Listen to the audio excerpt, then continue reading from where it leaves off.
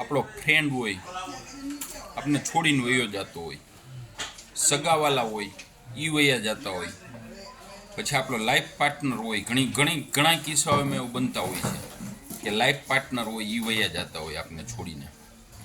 ખરેખર આપણો સગાવાલો હોય, આપણો લાઈફ પાર્ટનર હોય, આપણા સંબંધી હોય, આપણો ફ્રેન્ડ હોય, એ જો ખરેખર સાચા હોય ને તો કોઈ દિવસ છોડીને ન જાય. પણ એ મનના મેલા હોય અને ખોટા હોય ને તો જ જાતા હોય છે.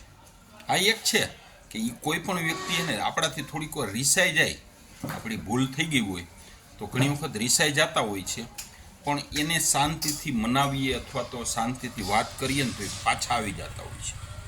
એને સાચો સગો, સાચો ફ્રેન્ડ કે સાચો લાઈફ પાર્ટનર કહેવાય. બાકી જે વયા ગયાની ખરેખર આપણા ન હોય તો એની પાછળ કોઈ દિવસ અફસોસ નહીં કરવાનો.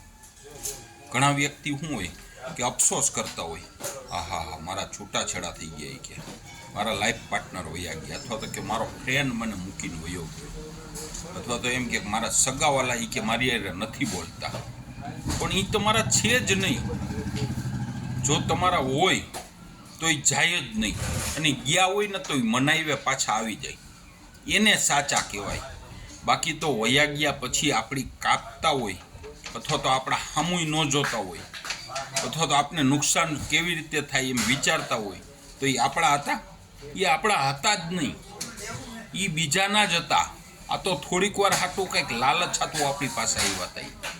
એને આપણામાંથી કંઈક જોતું હતું, એ મળ્યું નથી ને એટલે વયા ગયા છે. એ કંઈક લેવા આવ્યા હતા. તો એવા વ્યક્તિનો અફસોસ કરાય કે રાજી થવાય? હું તો કહું આવા વ્યક્તિ કદાચ આપણે છોડીને વયા જાય ને તો એકવાર મનાવવાની ટ્રાય કરવાની, ને ન માને ને તો પાર્ટી ગોઠવવાની, રાજી થવાનું, બધાને કહેવાનું કે હું આનાથી ખૂબ રાજી છું. આ લોકો વયા ગયા ને મારું કંઈક અહિત કરવા આવ્યા હતા, અને હવે મારું અહિત કર્યા વિનાના વયા ગયા, એનાથી અહિત થયું નહીં ને એટલે વયા ગયા.